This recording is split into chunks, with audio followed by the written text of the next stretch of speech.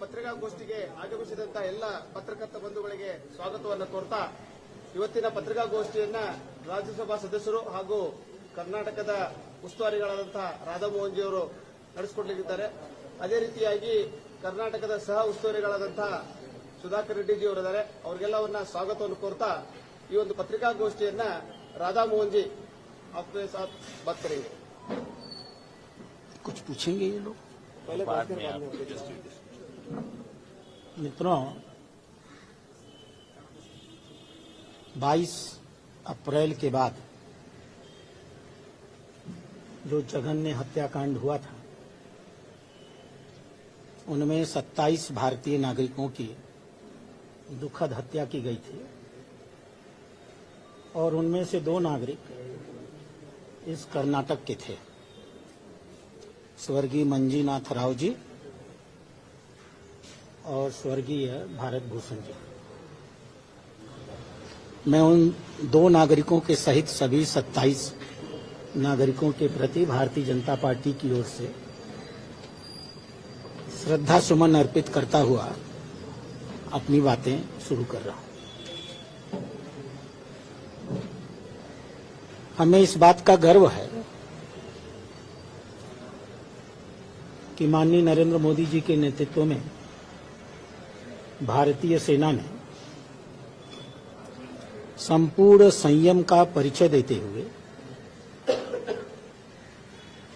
युद्ध के सभी नियमों का पालन करते हुए जो आतंकवादी संगठन इसके लिए जिम्मेदार थे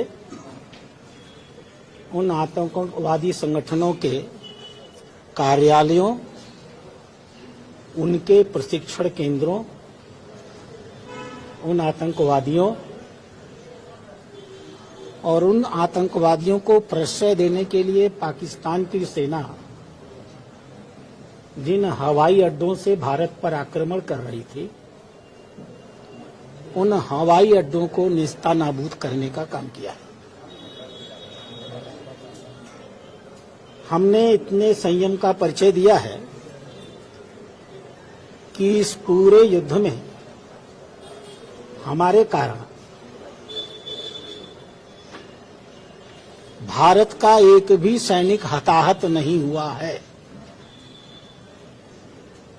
भारत के किसी भी सैन्य उपकरण को किसी प्रकार का नुकसान नहीं पहुंचा है और भारतीय सेना ने लाइन ऑफ कंट्रोल का उल्लंघन भी नहीं किया है. हमने अपनी देश की सीमा में रहते हुए सिर्फ पाकिस्तान ऑक्युपाइड कश्मीर और पाकिस्तान में चल रहे 11 आतंकवादी केंद्रों को ही नष्ट नहीं किया है,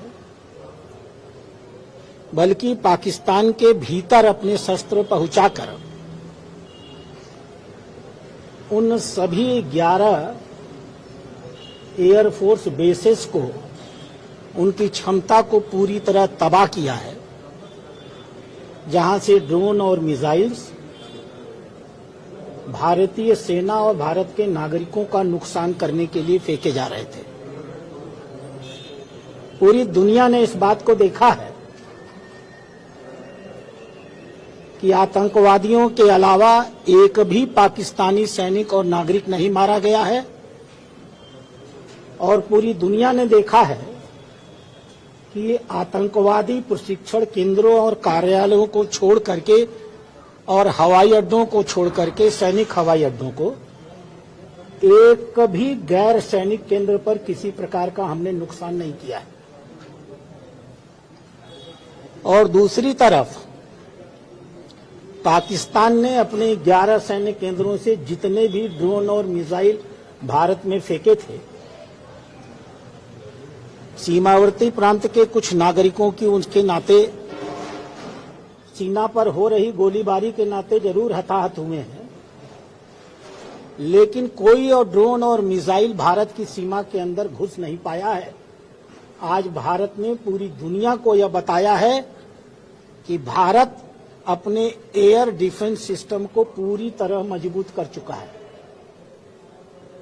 रूस के अंदर यह क्षमता है कि रूस में घुसने वाले 80% ड्रोन और मिसाइल्स को वो मार सकता है। इजराइल के अंदर यह क्षमता है कि वो इजराइल में घुसने वाले 95% ड्रोन्स और मिसाइल्स को मार के गिरा सकता है। भारत ने यह सिद्ध किया है कि हम भारत की ओर आने वाले 100% ड्रोन और मिसाइल्स को 100% मार के गिरा सकते हैं। हमने युद्ध के तौर तरीके को पूरी दुनिया में बदल दिया है।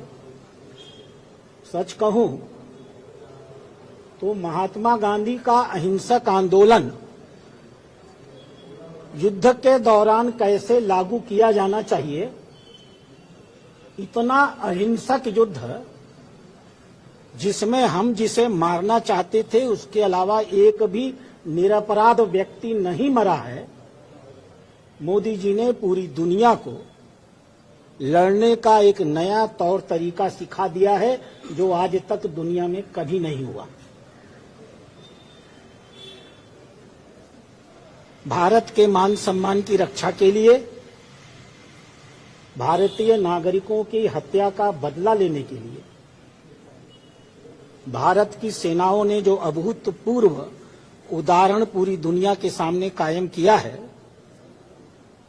हम भारतीय जनता पार्टी के लोग देश के उत्साहित नागरिकों के नेतृत्व में पूरे देश में स्वतः स्फूर्त तिरंगा यात्रा का अपने आप को सहभागी बना रहे हैं। तिरंगा के 3 रंग हमारे साहस और त्याग के, हमारी शांति और हमारी ईमानदारी के, हमारे सत्य और हमारी विनम्रता के प्रतीक हैं। चाहे वो केसरिया हो, चाहे सफेद हो, चाहे वो हरा हो। और हमने दुनिया को दिखाया है कि हम तिरंगे के सिर्फ स्वरूप को नहीं, उसकी विचारधारा का सम्मान करते हैं।